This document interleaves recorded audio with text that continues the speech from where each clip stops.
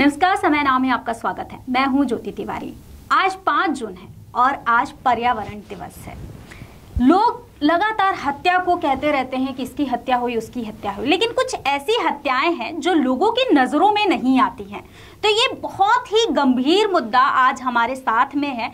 आज का हमारा जो कार्यक्रम है, खास मुद्दा, इस पर हम बहुत ही गंभीर विषय पर चर्चा करने वाले हैं। आज हमारे साथ मौजूद हैं हमारे चैनल हेड राजेश राठौर जी।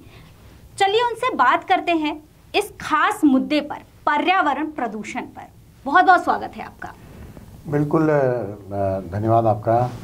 ये जो आपने हत्या को लेकर बात की है जी, ये एक वो हत्या होती है इंदौर शहर में जिसको हम अपराध कहते हैं जी। और जो किसी मनुष्य की होती है तो उसके आरोपी पकड़े जाते हैं, उसको लेकर बड़ा हंगामा होता है, सब कुछ होता है। लेकिन एक हत्या इंदौर शहर में जो लगातार हो रही है, जिस हत्या की कोई गिनती नहीं है, वो है पर्यावरण की हत्या। बिल्कुल।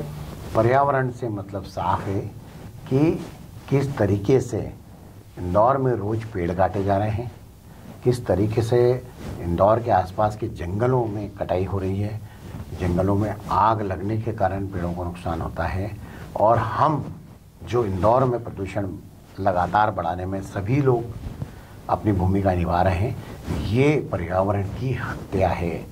शब्द वाकई चुभने वाला हो सकता है, लेकिन यदि इंदौर को बचाना है, यदि इंदौर को दिल्ली जैसी हालत नहीं करना है, इंदौर में एयर इंडेक्स ठीक करना है, तो ये जो पर्यावरण की हत्या रोज़ हो रही है, जो पेड़ों को रोज़ काटा जा रहा है, जो पेड़ लगाने के बाद उसका ध्यान नहीं रखा जाता है, तो सांस लेने की दिक्कत हो जाएगी इंदौर शहर में। जी, कहीं ना कहीं ये भी हम कह सकते हैं कि जिस तरीके से डेवलप हो रहा है शहर, लगातार निर्माण कार्य चल रहे हैं, ये भी एक बहुत ही गंभीर विषय हो जाता है कि पेड़ों को काट के उसकी जगह पर निर्माण कार्य चल रहे हैं। बिल्कुल, मैं इस बात को पिछले 2 दशक से कह रहा हूँ कि पेड़ वहाँ नए लगाना चाहिए जहाँ पर पेड़ कभी कटे नहीं। जी। दुर्भाग्य इंदौर शहर का कि इंदौर नगर निगम के अभी भी कई ऐसे बगीचे हैं जिनमें हजारों पौधे लगाए जा सकते हैं, लेकिन उस तरफ ध्यान नहीं दिया जाता है।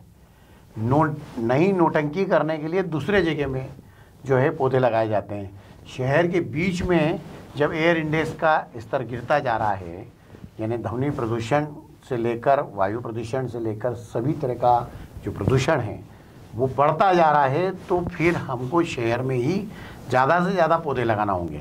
हमको इस बात का ध्यान रखना होगा कि लोगों के लिए सांस लेना सबसे पहले ज़रूरी है। यदि लोग शुद्ध हवा और उसके कारण सांस नहीं ले पाएंगे तो कैसे ज़िंदा होंगे? कब तक लोग दमे के शिकार होते रहेंगे? जी, सरकार की तरफ से कई योजनाएं भी चलाई जा रही हैं। अभी एक पेड़ माँ के नाम भी ये योजना चल रही है, 2024 में स्टार्ट हुई थी, अभी फिर से 2025 में भी ये चल रही है। तो इसके तहत 109 करोड़ पेड़ लग चुके हैं। देखिए, इन आंकड़ों की बात करें तो उस पर मैं नहीं जाना चाहता, क्योंकि ये तो एक बहुत बड़ी जादूगरी है, बाजीगरी है।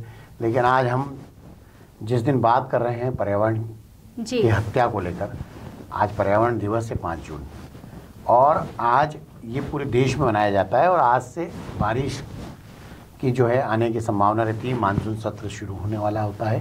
तो मानसून के हिसाब से ये डेट फिक्स की गई थी। केंद्र और राज्य सरकार अपने स्तर पे सब कुछ करती है, पर लोगों को भी अपने स्तर पे करना पड़ेगा। अभी दिक्कत क्या हो रही है कि शहरी क्षेत्र में कई सरकारी ज़मीनें बेच दी गई, पौने पौने दाव में करोड़ों रुपए का उसमें भ्रष्टाचार किया अफसरों ने। और अब वो ज़मीन बिकने के बाद पोलो ग्राउंड जैसे इलाकों में हजारों पेड़ काट रहे हैं। जिन लोगों ने सरकारी ज़मीन खरीदी वो सब पेड़ काट रहे हैं, पर कोई भी अधिकारी या सरकार बोलने को इस बारे में तैयार नहीं है। यही तो मैं कह रहा हूँ कि जो रोज़ हर पल पेड़ों की हत्या हो रही है, उसकी गिनती कौन करेगा? बिल्कुल। इंदौर शहर में पर्यावरणविद ने इस बात को लेकर पेड़ चुपको आंदोलन भी चलाया था। पेड़ों की गिनती को लेकर भी बहस हो चुकी है, हाईकोर्ट में याचिका लग चुकी है। लेकिन नतीजा क्या निकला?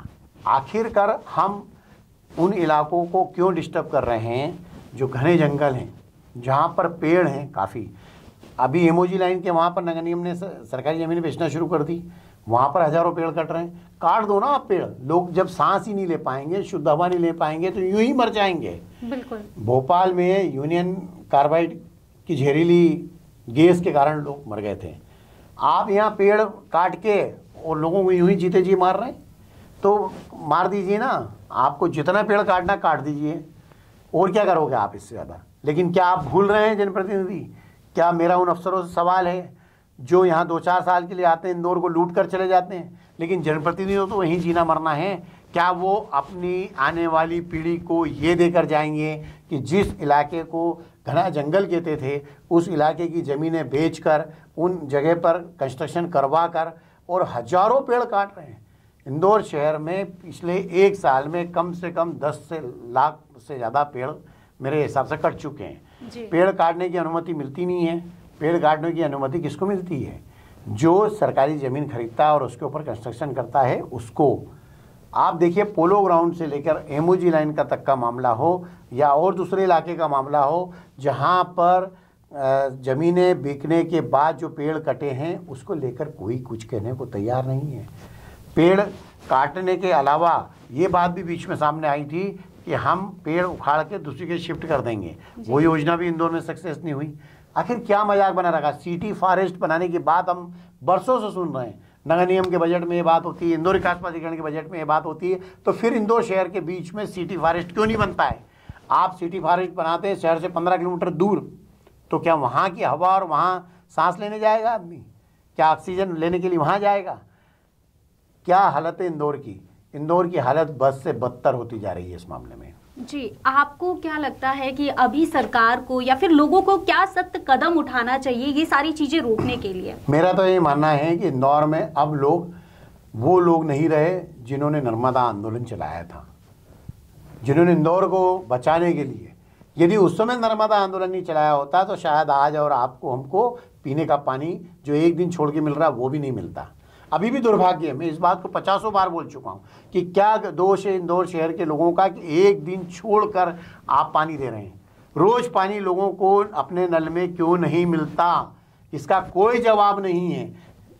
हर व्यक्ति की पहली ज़रूरत पानी, हर व्यक्ति की पहली ज़रूरत शुद्ध हवा जी, सांस लेना है उसको, कहाँ जाएगा आखिरकार वो? सीएनजी वाहनों का उपयोग क्यों सरकार तेज़ी से नहीं बढ़ा रही? क्या कारण है कि इंदौर में सीएनजी की गाड़ियां लोग खरीद रहे हैं लेकिन उनको चार्जिंग स्टेशन पर्याप्त नहीं मिल पा रहे हैं? क्या कारण है इन सब बातों का? जी, अभी इस सरकार की तरफ से एक शंकर लालवानी जो सांसद हैं उनकी तरफ से बोला गया था कि जो ई व्हीकल्स हैं वो खरीदी जाएंगी, बसें चलाई जाएंगी। निश्चित तौर पे सिटी बसें कुछ चालू हुई है लेकिन उतनी तेज़ी से काम नहीं हो पाया है कि भाई सरकारी वाहन, सिटी बस, पब्लिक ट्रांसपोर्ट, जैसे ई रिक्शा आ गए हैं तो अच्छी बात है। पर जो पेड़ आप काट रहे हैं ना, एक पेड़ कितनी ऑक्सीजन देता है ये तो ज़रा आप पूछिए जनप्रतिनिधियों से, अफसरों से, किसी को नॉलेज नहीं होगा। अभी आप उठा के इनसे पर्यावरण को लेकर सवाल पूछ लो तो कहेंगे हम नए पौधे लगा रहे हैं। एक तो इतनी कॉमन सेंस की बात भी जनप्रतिनिधियों और अफसरों को नहीं होती पता कि वो कहते हैं हम पेड़ लगा रहे हैं। अरे भाई, पेड़ तो बाद में होता है, पहले पौधा होता है, छोटा सा पौधा लगाते हैं हम।